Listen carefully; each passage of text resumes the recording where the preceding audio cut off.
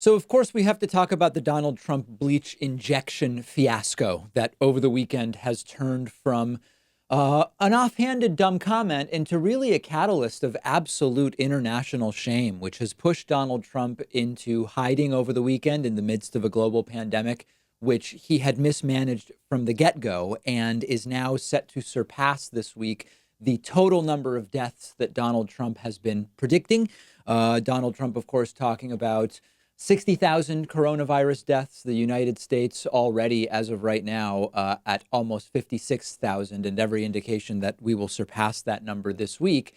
And we have now this unforced error, once again, of bleach injections. So please allow me some time in today's show to really go through some of the different elements of this and to catch you up. If you checked out of the news altogether for the last 72 hours, you may not have heard of this, but otherwise you probably know that Donald Trump wondered aloud in this tone which he has perfected, which is a tone that implies his ideas are absolute genius and how has nobody else thought of this stuff. Trump wondered aloud, what if we injected disinfectants like bleach and isopropyl alcohol, which were the ones just previously in the press briefing mentioned and put up on screen? What if we introduce those into the body through injection or some other means to treat coronavirus? Now, of course, these are toxic chemicals. They have large warning labels on them saying this can kill you. Don't drink this. Don't ingest this in any way. Here's the source of the insanity that kicked off the last 3 or 4 days of madness. We hit the body with a tremendous, whether it's ultraviolet or just very powerful light. And I think you said that hasn't been checked, but you're going to test it. And then I said, supposing you brought the light inside the body, which you can do either through the skin or in some other way. And I think you said you're going to test that too. Sounds interesting. Right, and then I see the disinfectant where it knocks it out in a minute, 1 minute. And is there a way we can do something like that by injection inside or almost a cleaning? Because you see it gets on the lungs and it does a tremendous number in the lungs. So it'd be interesting to check that. So that you're going to have to use medical doctors with. But it sounds interesting to me. So we'll see. But the whole concept of the light, the way it kills it in 1 minute, that's pretty powerful. Absolute international embarrassment. We'll discuss that international global shame momentarily. Shockingly, or maybe not, Trumpists immediately started falling over themselves to defend Donald Trump. Some started saying he never said it. He simply never said it. Others suggesting, well, it was a joke. Others saying it was taken completely out of context. And unfortunately, this is one of those cases where the more context you get, the more clear it is that it was accurately reported. Now, there are people saying that Trump could have simply meant different disinfectants. Like, for example, he could have meant medical grade antivirals, which disinfect the body or whatever. No, here's a picture that was on the screen moments before Trump used the word. It clearly says commonly available disinfectants, bleach and isopropyl alcohol. Trump turns around and talks about the disinfectants you're talking about, putting them in the body instead of using them to disinfect a desk, for example. That's what he meant. So, of course, he said it. Now, at one crazy moment, Donald Trump turns to Dr. Deborah Birx and asks her, what about applying heat and light to treat this? Dr. Birx, in the way only she can, as an unfortunately growing vector of disinformation for Donald Trump, she bails Trump out by saying, well, there is this thing called fever. That's sort of like heat in the body, right? Check it out. I have to say, covers a lot more territory than just this. This is probably an easy thing, relatively speaking, for you. I would like you to speak to the medical doctors to see if there's any way that you can apply light and heat to cure. You know, if you could. And maybe you can, maybe you can't. Again, I say maybe you can, maybe you can't. I'm not a doctor. But I'm like a person that has a good, you know what. But, sir, you're the president. Deborah, have you ever heard of that? The heat and the light relative to certain viruses, yes, but relative to this virus? Not as a treatment. I mean, certainly fever is a good thing when you have a fever. It helps your body respond. But not as, I've not seen heat or light. I think it's a great thing to look at. I mean, you know. Okay. And then here is Dr. Stephen Hahn, the FDA commissioner, having to answer questions during an interview with CNN's Anderson Cooper and Dr. Sanjay Gupta about this. If you are watching, pay particularly close attention to the expression, the look on Dr. Sanjay Gupta's face as this insanity is going on. I will remind you, this is not a simulation. This is not a drill. This is real life.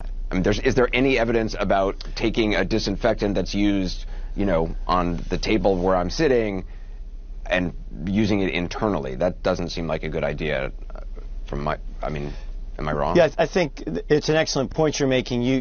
We certainly wouldn't want, as a physician, someone to take matters in their own hands. I think this is something that a patient would want to talk to their physician about. And no, I certainly wouldn't recommend the internal ingestion of a disinfectant. Again, this is a conversation that occurs every day in America between a patient and a doctor. I've been in that position. I'm sure Dr. Gupta has as well. And it's really important that we address them because people will ask those questions of us. Well, Dr. Hunt, I think we should be clear, though, that the idea of doing some kind of UV light therapy, which is sometimes used for local issues in the body, but not for a widespread viral infection, and the idea of injecting disinfectant, I mean, there's those questions may be getting asked, but there's absolutely no merit to that. That doesn't need to be studied. You can already say that doesn't work, right?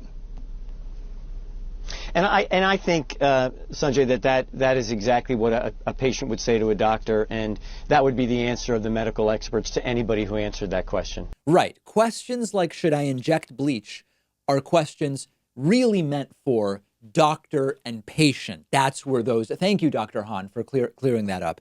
Absolutely shocking. So the end result is that Donald Trump, during Friday's press briefing, the day after this took place, abruptly ended it and walked out without answering a single question. We learned that right before the briefing, Trump staffers came out and they tried to reposition CNN reporter Caitlin Collins to the back of the room. Normally she sits near the front. Clearly they were expecting her to ask about this, as she should. And the reporters agreed, we decide where we sit. You don't decide where it is that we sit. And after they refused to switch places, after CNN reporter Caitlin Collins refused to be pushed to the back of the room, Donald Trump simply left without taking a single question, something he's not done since the start of the press briefings. Take a look. I truly do believe the day will soon come when we will heal our land and we'll be able to reopen America and put this great nation back to work. Thank you, Mr. President. Thank you very much. Mr. President? Mr. President, now it's time for sarcasm. So typically when Trump raps, you get 30 minutes, 60 minutes, sometimes even more of Trump answering questions. Trump instead just leaving. Now, a couple of other things. We'll talk more about Trump being in hiding momentarily, but Donald Trump has been hugely triggered by all of this.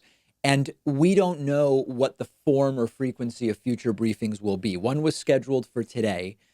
We don't know whether questions will be taken. We know that people around Trump are telling him, you're doing yourself more harm than good with these. This is not good. But in the meantime, notice the degree to which simply quoting Trump verbatim triggers his supporters. Over the weekend, I got into a crazy back and forth on Twitter with Dilbert cartoonist Scott Adams, who has become a big vector of disinformation in defense of Trump. And he ended up angrily blocking me. You can look at the Twitter history of it if it's interesting to you. But he was increasingly triggered merely by people telling him, you're just denying what Trump said. Here's the quote. Oh, it's missing context. Here's more context. And it is exactly as reported, Trump wondering aloud, what if we take the disinfectants you're talking about and put them into the body? Let's next discuss Donald Trump in hiding. What if you could read 10 books in just one sitting? That's exactly what one of my favorite apps lets you do. It's called Blinkist, and what they do is take thousands of popular nonfiction books. They condense them down into text or audio that you can consume in 15 minutes. Blinkist makes sure that you're getting all of the important core insights from each book.